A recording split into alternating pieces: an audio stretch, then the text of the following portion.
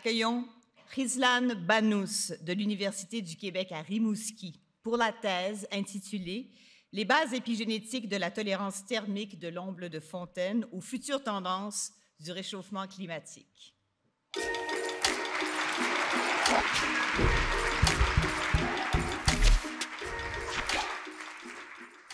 Bonjour tout le monde.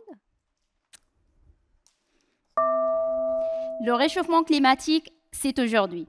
Malheureusement, il faut l'accepter. Et les espèces sont en réel danger, plus particulièrement les espèces aquatiques qui sont adaptées au froid, comme l'omble de fontaine sur lequel je travaille. Mais ne vous inquiétez surtout pas, parce que ce n'est pas encore foutu pour ces espèces. Pourquoi? Car qu'est-ce qu'elle fait une espèce sur Terre? Il existe tout simplement. Donc, elle va faire tout ce qu'il peut pour survivre. Pour ce faire, elle utilise leurs ressources génétiques. Par exemple, ils peuvent changer leur génome ou leur ADN à travers l'évolution ou la fameuse théorie de Darwin pour en produire une nouvelle espèce qui est mieux adaptée aux conditions chaudes.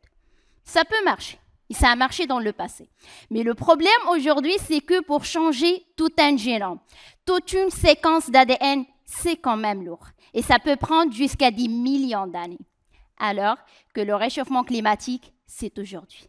Donc les espèces aujourd'hui, elles ont besoin d'une stratégie qui est rapide, qui peut leur sauver la vie en une seule génération.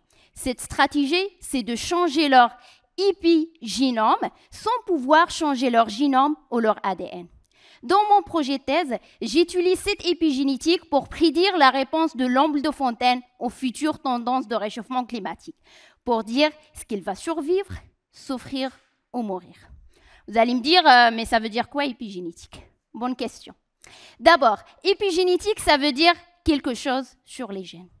Pour faire simple, dans une phrase, on a les alphabets qui sont la base de la phrase.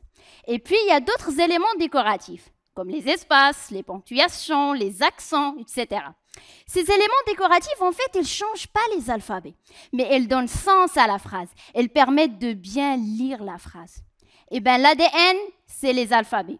Et l'épigénétique, c'est tous ces éléments décoratifs qui se rajoutent sur l'ADN, mais ils ne le modifient pas. Ils changent uniquement la façon dont fonctionnent les gènes, c'est-à-dire l'expression ou la lecture des gènes.